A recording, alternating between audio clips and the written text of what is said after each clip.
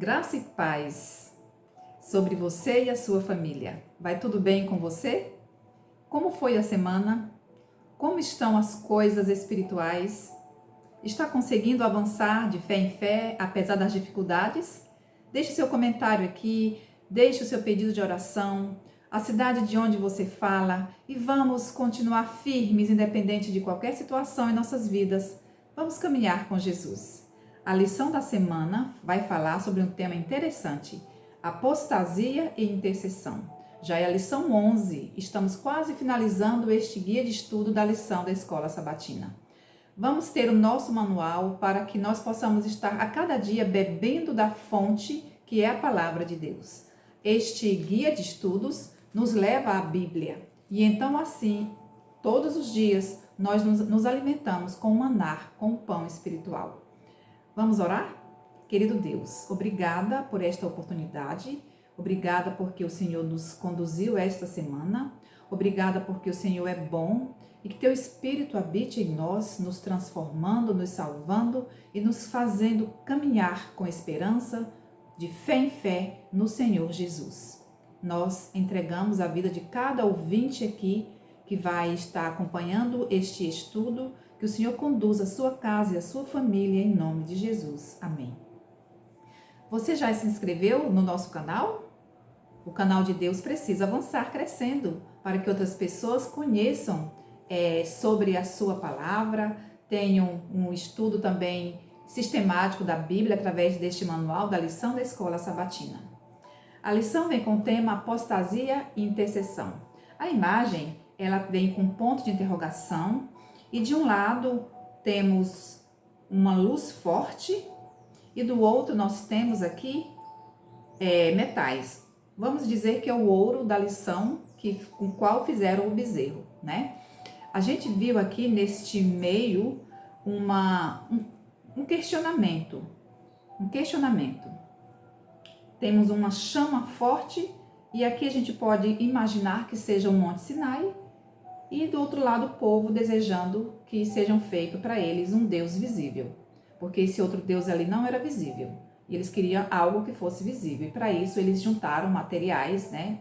Pediu para Arão fazer um bezerro e aí a gente sabe que a lição vai detalhar melhor sobre esta imagem aqui. E no meio dessa problemática toda está a questão: quem nós adoramos?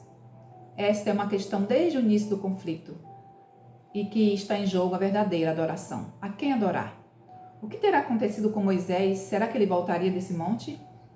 Aquela nuvem que os guiava todos os dias estava ali parada naquele monte há dias. Essa nuvem continuaria a ir com eles na jornada? O que fazia agora?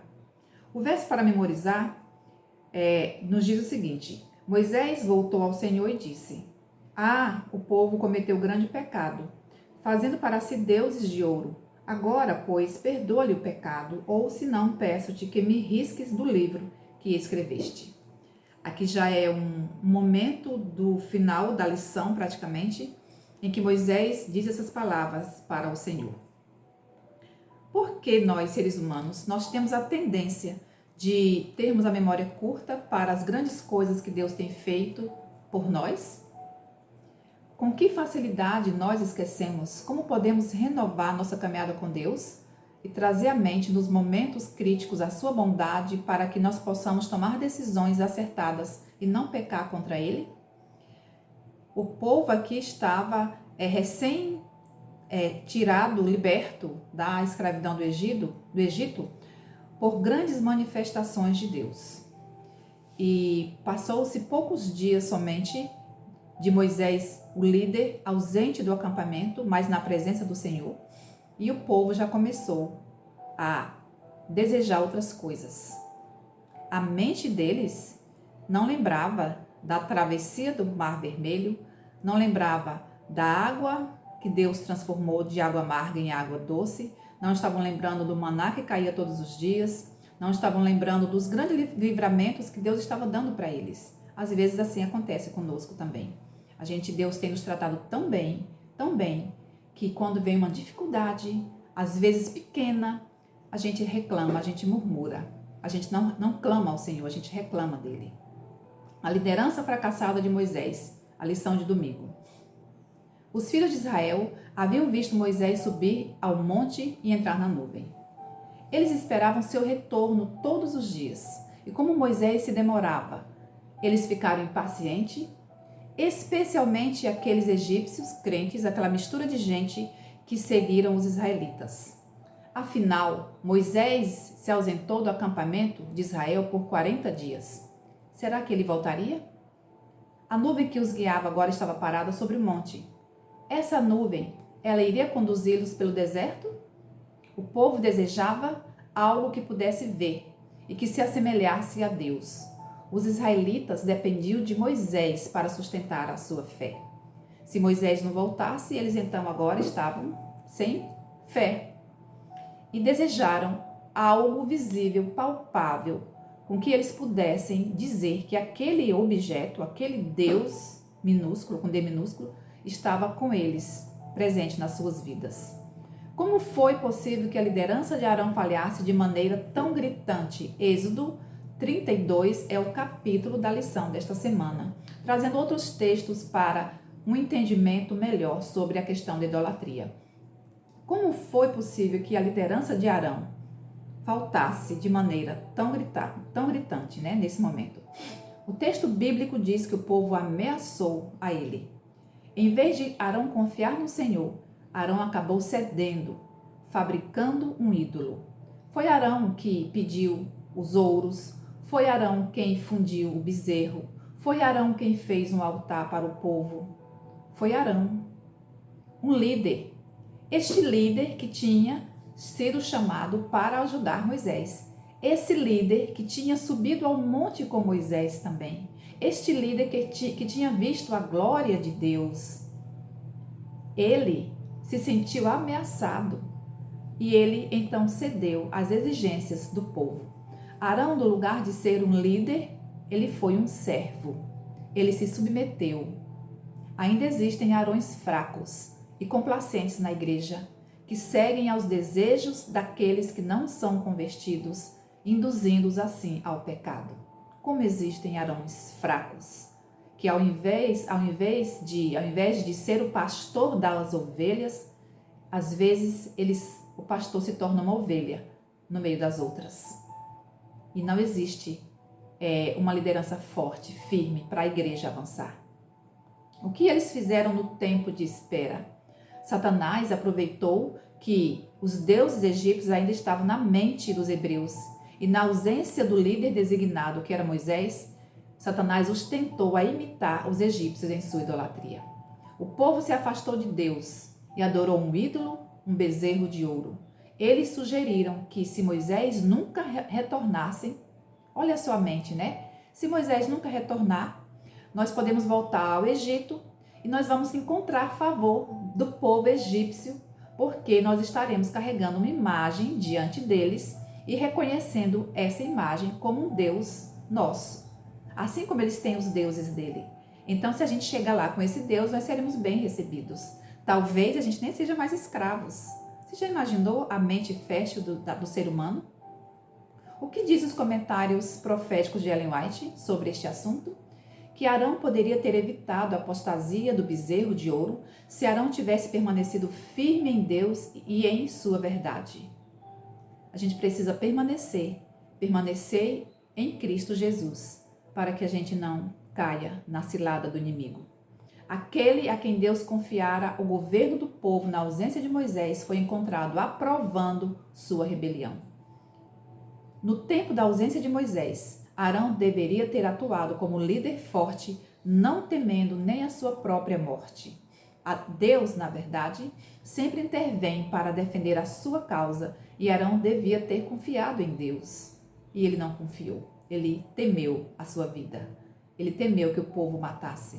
A concessão de Arão a pedidos errados resultou em consequências trágicas. A gente vai ver nas próximas páginas que aquela concessão de Arão transformou em consequências trágicas. O pecado cega e muitas vezes surgem histórias para encobrir a desobediência. Quando Arão foi repreendido por Moisés, Arão foi dizer para Moisés que ele pegou o ouro e jogou no fogo e surgiu, num passe de mágica, um bezerro, como se ele estivesse falando para Moisés que tinha operado o milagre, tentando se justificar. Arão trocou a glória do Senhor pela imagem de um boi, um ídolo que não falava, um ídolo que não via, um ídolo que não ouvia, um ídolo que não socorria e um ídolo que era ainda por cima conduzido. Já pensou? Sempre há um remanescente. No meio daquelas pessoas que desejavam um Deus visível, havia um grupo. Sabe que grupo? Aquele mesmo grupo que no início da história de Êxodo aqui, aquele mesmo grupo que clamava a Deus por livramento, aquele grupo que temia ao Senhor, que pedia que Deus enviasse um libertador para tirá-los daquela escravidão e ainda daquele sistema idólatra do Egito. Esse mesmo grupo que nós chamamos de remanescente, ele perdurou. Ele não se encurvou, ele não pediu por um Deus fabricado. Eles acreditavam que o Deus que estava ali, parado naquela montanha, com aquela glória exposta ali, eles acreditavam que aquele Deus, ele sairia ali para habitar com eles e guiá-los em direção à terra prometida. Eles esperaram, confiante no Senhor. Havia um grupo, e hoje também, por mais que haja tantas concessões no meio do povo de Deus, por mais que existam tantos líderes fracos nas igrejas, ainda existem aqueles que permanecem fiéis ao assim diz o Senhor, ao que Deus escreveu, ao que Deus requer. Ainda existe um remanescente e haverá um remanescente até o fim. Que lições podemos aprender sobre a liderança fracassada de Arão? O líder precisa, acima de tudo, confiar no Senhor e obedecer à sua vontade. O verdadeiro líder procura agradar a Deus e não aos homens. Antes importa obedecer a Deus, como disse Pedro, do que aos homens. O verdadeiro líder precisa ter coragem de se posicionar ao lado do que é correto, sem se incomodar com as consequências. O verdadeiro líder não cede às exigências de determinados grupos. A liderança fraca gera igreja fraca espiritualmente. Quantas igrejas frondosas como aquela figueira existem? Frondosas, belas, mas não existe nenhum fruto. Deus conta com os remanescentes nos dias atuais para permanecer ao lado do que é certo. No livro Vidas que Falam, é dito que de todos os pecados que Deus punirá, nenhum é mais ofensivo aos olhos de Deus do que aquele que incentiva o outro a fazer o mal. Então o pecado de Arão foi enorme. Ele influenciou uma geração ali. Ele influenciou vidas e muitos morreram por causa dessa concessão de Arão. Que eu e você, não sejamos líderes que influenciem para a morte, mas que sejamos líderes que influenciem o outro a buscar a Deus, a ser obediente à palavra e a viver para a eternidade com Jesus. Segunda-feira, idolatria e o mal. Êxodo 32, 6. Quais foram as consequências da idolatria dos israelitas? Eles transgrediram o primeiro mandamento: não terás outros deuses diante de mim. E o segundo mandamento também: não farás para ti imagem de escultura. Ao invés de adorar o Criador, aquele que com grandes manifestações os libertara do Egito e os conduzia de maneira extraordinária no deserto, eles adoravam um Deus à semelhança de um animal que não tinha nenhuma reação, que não via, que não ouvia, que não falava, nem protegia, muito menos liderava. Com isso, eles quebraram a aliança, o relacionamento com o Senhor vivo. Lembram da lição passada? Tudo que o Senhor falou, nós faremos. Como nós somos propensos a prometer, como nós somos às vezes prepotentes. Não, eu vou fazer tudo certinho, vou fazer, eu. A gente sozinho não consegue fazer nada. Nós precisamos da graça de Jesus, nós precisamos da graça de Cristo. De que maneira a apostasia do bezerro de ouro reflete o que está escrito em Romanos 1, de 22 a 27? A idolatria tira de Deus o lugar que pertence a Ele, levando a todo tipo de pecado. Os israelitas não reconheceram Deus como seu Senhor. Eles não reconheceram que foi Deus que os tirara do Egito. Eles falaram que aquele bezerro tinha tirado eles do Egito. Que aplicação nós fazemos para as nossas vidas sobre o tema de segunda-feira? Lembremos da lição da semana passada, quando Moisés, lá no monte, esperou 7 dias pela manifestação de Deus. O que Moisés fez no tempo de espera? Nós vimos que Moisés buscou consagrar a sua vida através da oração, através da humilhação, da dependência de Deus. Ele examinou a sua vida. Enquanto Moisés estava no monte, esses 40 dias, o povo teve tempo para meditar na lei de Deus. Naquela lei que eles tinham ouvido, naquela lei que eles tinham falado, tudo isso nós faremos. E prepararem o coração para receberem novas revelações de Deus. Mas o povo não fez isso. Não foi isso que aconteceu. O povo, no tempo de espera, se tornou descuidado, se tornou indiferente, se tornou desleixados na fé, sem considerarem as leis de Deus. E eu e você? Estamos aguardando Jesus voltar. O que nós temos feito neste tempo de espera enquanto ele não vem? Temos imitado a quem? Imitado a Moisés ou imitado o povo? Que comportamento temos imitado? Temos meditado, consagrado a nossa vida, examinando-nos, deixando os pecados para trás ou nos comportando de maneira indiferente, de maneira descuidada, com uma fé relaxada? De que maneira estamos nos comportando? Sabe de quem foi a ideia de fazer um bezerro de ouro? Dos estrangeiros que acompanharam os israelitas. Isso nos ensina que nem toda sugestão dada entre um povo de Deus é uma decisão agradável a Deus. Não é porque todos estão na igreja com uma bela sugestão que aquilo vai agradar a Deus. Nós devemos ter cuidado quanto a isso. Às vezes estamos acompanhados de pessoas caminhando na mesma jornada conosco, mas sem relacionamento com Deus. E podendo com isso nos levar para uma outra direção. Tenhamos cuidado com as sugestões, com o tipo de ideias que ouvimos, para que isso não nos leve para o caminho contrário. Deus proibiu qualquer representação material de sua imagem. Hoje, Satanás usa as mesmas artimanhas com estratégias diferentes.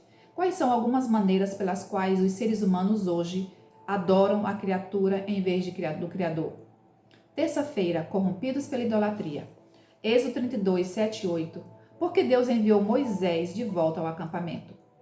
Então, Moisés estava ali no alto, com Deus, no monte, e Deus falou para Moisés, então, descer, porque o povo tinha se rebelado. O povo estava se apostatando, e Deus precisava que eles se arrependessem. Segundo Ezequiel, a idolatria está no âmago da ruína do povo de Deus e a partir daí surgem outros pecados. Nós podemos pensar que isso foi só com aquele povo de Israel. Irmãos queridos, o que aconteceu com o povo de Israel foi para nossa advertência. Não temos nós também praticado a idolatria em nossos dias? Será que nós estamos livres da idolatria? Não, irmã da luz, isso foi só com o povo da Bíblia. Não, irmãos, hoje muito mais. Os ídolos atuais podem ter diferentes formas, mas a mesma essência. Ídolo é o que colocamos no lugar de Deus, mesmo sabendo que não é certo. Os israelitas sabiam que quem havia libertado eles do Egito fora Deus. Eles sabiam que era Deus, mas eles disseram aqui, no verso 4, são estes, ó Israel, os teus deuses que te tiraram da terra do Egito. Eles estavam falando que tinham sido esses deuses que os haviam libertado, e não era. Eles sabiam que quem tinha libertado era Deus. O ídolo captura nossa imaginação, afeição, tempo e mente mais do que a Deus. O que tem capturado a nossa atenção? O que tem tomado o nosso tempo nos dias de hoje? O que tem subido a nossa imaginação? O ídolo pode escravizar os nossos pensamentos. Naquele contexto, o povo de Deus substituiu Deus por um bezerro de ouro, porque vinham de uma cultura egípcia, onde lá tinha mais de 1.200 deuses. Eles estavam acostumados com aquela cultura. Em nossa cultura moderna, quais são as formas de ídolos que colocamos no lugar de Deus? O que pode ser um bezerro de ouro hoje em nossas vidas? A lição traz vários exemplos, como egocentrismo, como orgulho, como a comida, como o dinheiro, como o sexo, como a televisão, como as drogas, como a pornografia, como o trabalho excessivo, como os esportes que tomam tempo, como a família, como os entretenimentos de toda forma, como a política. Quantos cristãos estão se envolvendo com a política, sabendo que a nossa bandeira não é a bandeira de partidos, a nossa bandeira é a bandeira de Cristo, a bandeira ensanguentada de Cristo? Quantos ouvem louvores e ao mesmo tempo a música secular? Quantos não vivem buscando uma posição social, uma fama?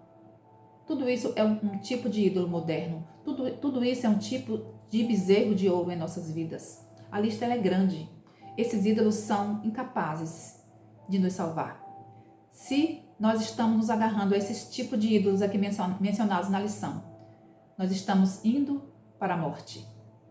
Estamos caminhando para uma morte trágica, porque nenhum deles podem salvar a nossa vida. A idolatria é extremamente perigosa, pois ela muda, na verdade, quem nós somos e substitui relacionamentos pessoais verdadeiros por interações vazias. Aquele povo gritava em volta deste ídolo. Eles estavam gritando, dançando, se divertindo.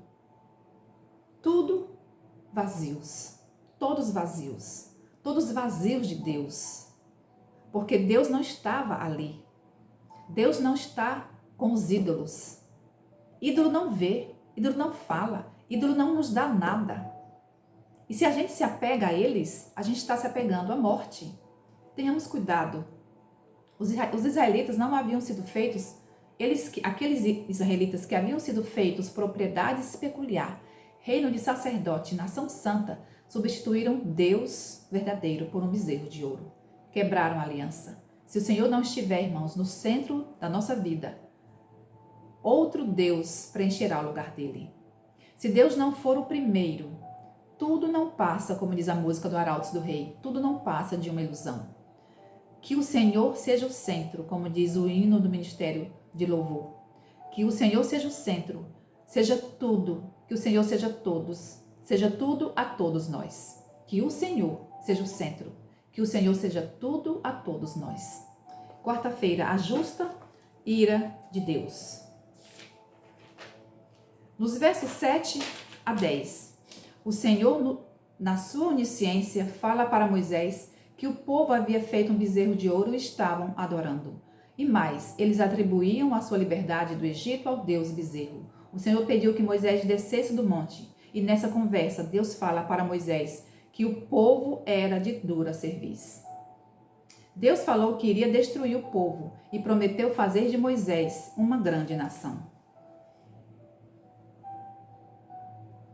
Moisés, então, aqui, teve uma reação diante da ameaça de Deus destruir Israel. Moisés suplicou ao Senhor. Moisés enfatizou que os israelitas não eram povo dele. Deus falou assim: o teu povo que fizeste sair do Egito se corrompeu. E Moisés disse: não, Senhor, eles não são meu povo, eles são povo do Senhor. Foi o Senhor, não fui eu. Porque lá, quando os israelitas estavam adorando o bezerro, eles diziam que aqueles deuses tinham tirado, que aquele homem que tinha tirado eles do Egito tinha sumido, parece que ido embora, tinha deixado eles sozinhos. E aí fizeram bezerros para eles, dizendo que aqueles bezerros, aqueles deuses tinham tirado eles do Egito. E aí quando Deus manda Moisés descer, dizendo assim: olha, o teu povo que tu tirou do Egito, Moisés disse: não, Senhor, não fui eu que tirei eles do Egito, não, foi o Senhor. Eles não são meu, eles são seu, ele é povo do Senhor, ele é propriedade exclusiva do Senhor, peculiar, ele é nação santa do Senhor. Eles não são meus, são do Senhor.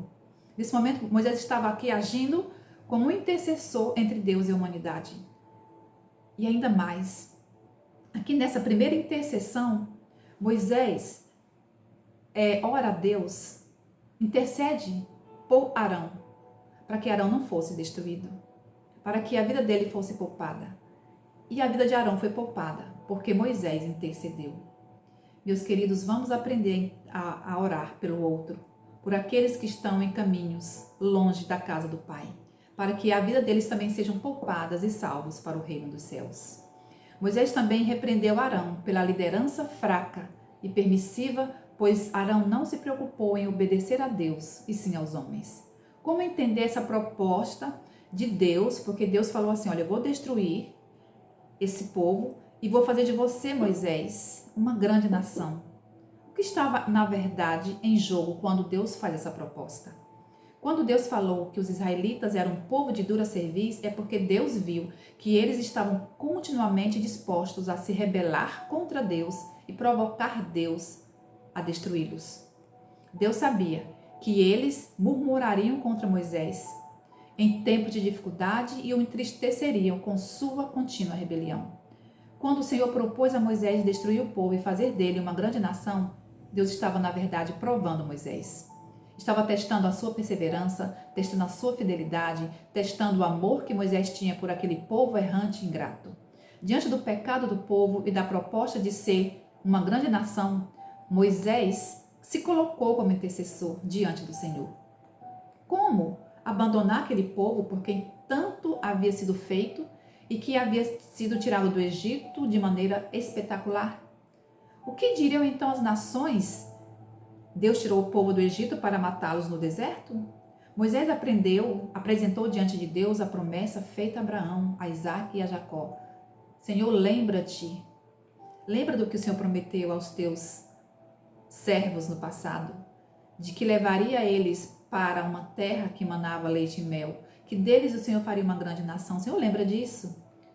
Moisés orou com fé firme e propósito determinado, com profundo interesse e amor por aquelas almas.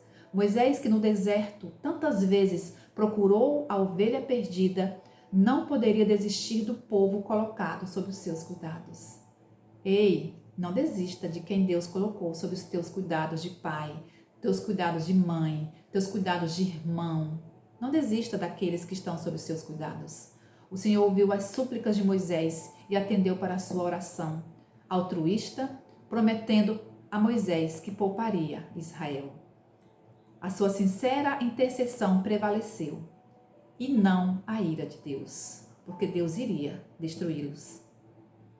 Deus o havia provado e estava satisfeito com a fidelidade demonstrada, com a simplicidade de coração e com a integridade diante dele, apresentados por Moisés. Deus confiou a Moisés como a um fiel pastor a grande responsabilidade de conduzir seu povo até a terra prometida. Que bênção! Quinta-feira, intercessão. Moisés desce do monte com as 2 tábuas. Tudo isso ainda estava acontecendo e Moisés estava no monte. Quando Moisés desce com as 2 tábuas do testemunho nas mãos, que ele logo se aproxima do arraial e ele vê aquele bezerro e ele vê o povo dançando e ele ouve aqueles gritos.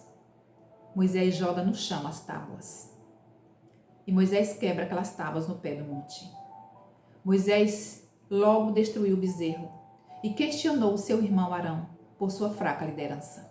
Por causa da rebelião do povo de Israel, coisas terríveis aconteceram no acampamento de Israel, incluindo a morte de muitas pessoas. 3.000 pessoas. Os líderes da rebelião foram eliminados, porém os que se arrependeram foram poupados. Somente aqueles que persistiram na rebelião é que foram eliminados. E aí você se pergunta, por que Deus puniu? Por que a punição? Era necessário que esse pecado fosse punido para que se tornasse uma advertência às nações vizinhas quanto ao desagrado de Deus pela idolatria. No dia seguinte, Moisés sobe novamente o monte para fazer propiciação pelo pecado do povo. Moisés voltou ao Senhor e confessou o pecado do povo, pedindo que Deus os perdoasse.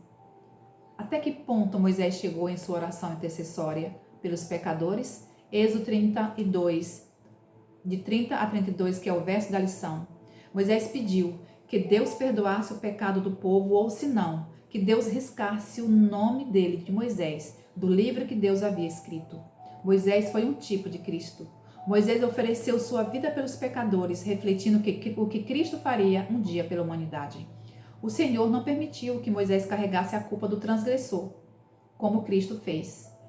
E Deus respondeu a Moisés: riscarei do meu livro todo aquele que pecar contra mim. Em profunda tristeza, o povo sepultou os seus mortos. 3.000 caíram ao fio da espada. Além disso, uma praga invadiu o acampamento. Moisés estava pedindo ao Senhor que tomasse sobre si, sobre ele, o pecado do povo, exatamente o que ele faria na cruz séculos depois. Que lições nós podemos aprender sobre a oração intercessora? Que a oração intercessora tira o foco de nós e coloca o foco no outro, que nas nossas necessidades, nas nossas fraquezas, nas nossas debilidades, nós precisamos tirar o foco delas e colocar o foco no outro. A oração intercessora tirou o foco de Moisés. E Moisés colocou o foco naqueles que erraram. A oração intercessora possibilita que Deus haja ainda mais nas circunstâncias específicas, sobre aquilo que não conseguimos resolver. Orar é importante e Satanás treme quando o povo de Deus ora, porque as coisas avançam quando nós oramos. Quando o povo de Deus ora, o reino do mal é enfraquecido. Lembre-se, quando nós oramos, o reino do mal é enfraquecido e de maneira misteriosa a causa de Deus pode avançar. Por isso, nós precisamos interceder.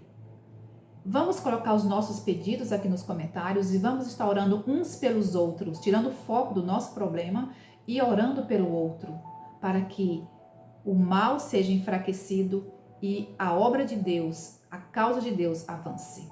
Concluímos a lição dizendo que onde abundou o pecado, superabundou a graça de Deus. Romanos 5:20. A graça e a misericórdia de Deus são incríveis. A fé que Moisés teve é a fé que Jesus deseja que eu e você tenhamos. Quando surgirem as dificuldades, tenhamos confiança em Deus. Quando estivermos diante de aparentes impossibilidades, oremos como orou Moisés. Como Moisés, podemos nos comunicar com Deus do céu como a um amigo, confiando nele para trabalhar por nós.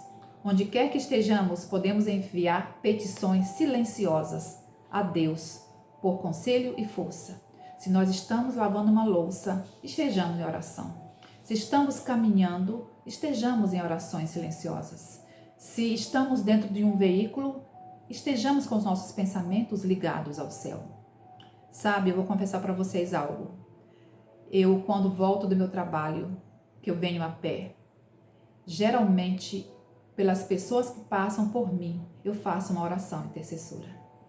Eu oro por aqueles jovens, pedindo a Deus que faça deles homens para o reino dos céus. Que Deus os proteja dos vícios, da criminalidade. Que Deus liberte as suas famílias. Se eu passo por uma senhora ou um senhor, eu faço uma oração por eles, eles nem sabem. Mas em silêncio eu elevo a Deus essas petições. Quando passa um avião aqui nos céus de Marabá, eu sempre costumo elevar a Deus orações por aquelas pessoas, pelos comandantes, pela tripulação, para que Deus os leve em segurança aos seus destinos.